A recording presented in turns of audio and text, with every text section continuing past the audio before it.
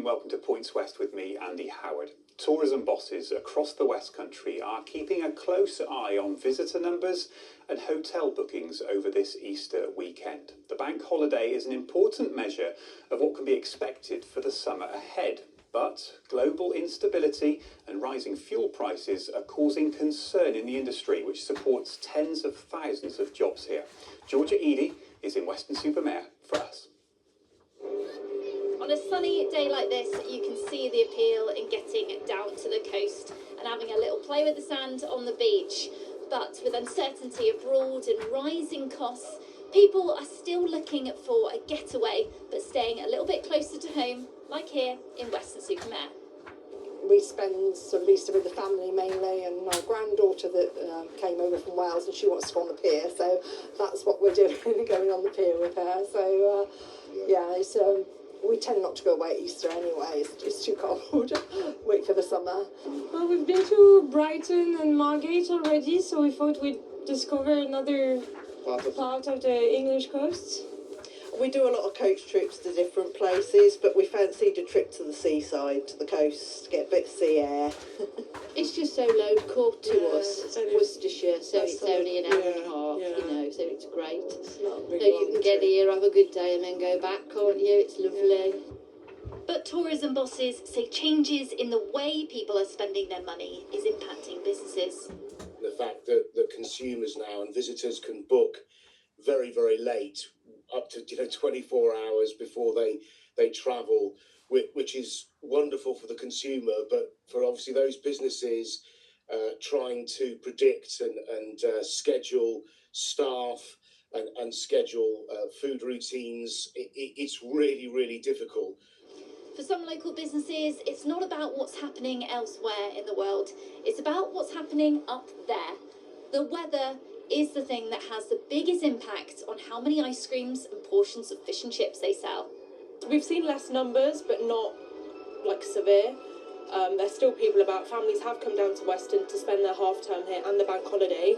So we can't say that there's not a lot of people, because there is. And we're fortunate that our location is right opposite the pier, which is a great attraction here in Weston, and we do get the footfall going past. In terms of accommodation-wise, we're fully booked. So we've had a good bank holiday weekend in that respect.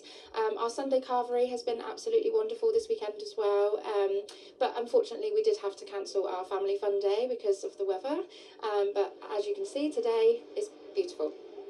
As a marker for the summer season to come, this Easter has proven people are still choosing to holiday here, but only when the sun is shining.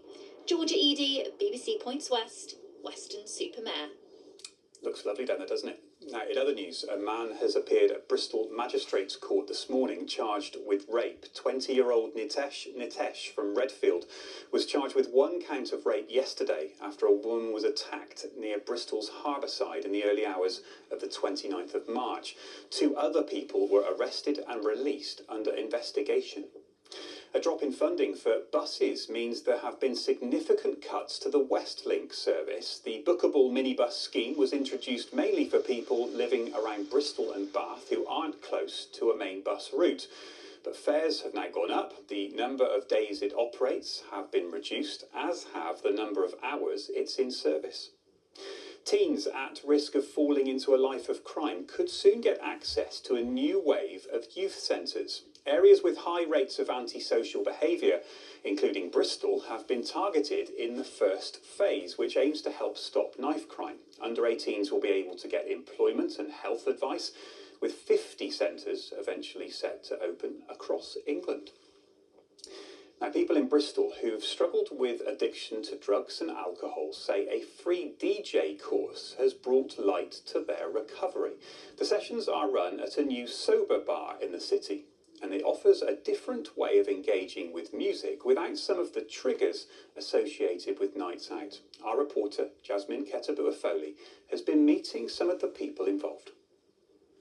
Connection seems to be paramount in addiction recovery, whether you get that from support groups, religious activities, church, or whatever sort of thing, but that sense of connection, do you know what I mean? I think it's massive. Alex has been learning how to DJ for free. It's part of a 6-week course for people in recovery from addiction. a lot of people in recovery are quite creative. The two just really fit together. That sense of connection with others who are in recovery.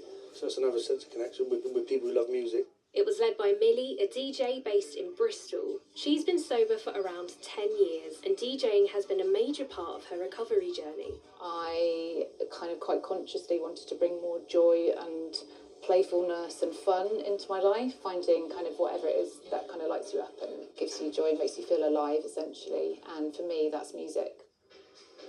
The course provided by Bristol Drugs Project was supported by volunteers and is part of a new sober events movement in the city. Community is important. The opposite of addiction is connection. So getting people together in a positive space can be a real light in people's lives, and I think it's just been really nice to be part of a wholesome thing like that. Yeah, it's been great, and I wish it would carry on. We had many more people apply than we could accept onto the course, so it shows that there's a real demand for it. Yeah, I definitely think there will be future ones.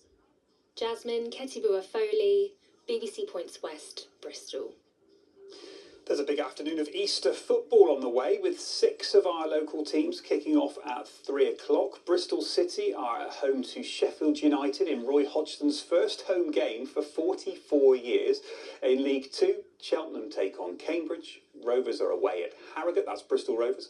And promotion chasing Swindon are at home to Walsall. And then in the National League, Yeovil take on Eastleigh, and Forest Green are away at Truro. All of those games are on your BBC local radio station. What a lovely Easter Monday it is out there. How long might the sun stay with us?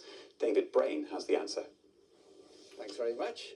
Good afternoon. Some lovely weather to enjoy this afternoon. There's slightly more of a breeze, but you can see from the satellite picture not much in the way of cloud, and it means a fine afternoon and a pleasantly warm afternoon. It will be warmer tomorrow. Our top temperature today up at 14 or 15 degrees.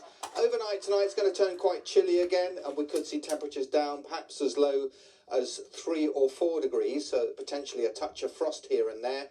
And then tomorrow's forecast is for more fine weather to look forward to. Quite a bit warmer tomorrow as well. Our maximum temperature in the afternoon will be up at perhaps 19, even 20 degrees. A few places might be even warmer than that, at 20 or 21. Enjoy the fine weather. Have a good afternoon. Bye for now. That's it from me. Enjoy your afternoon.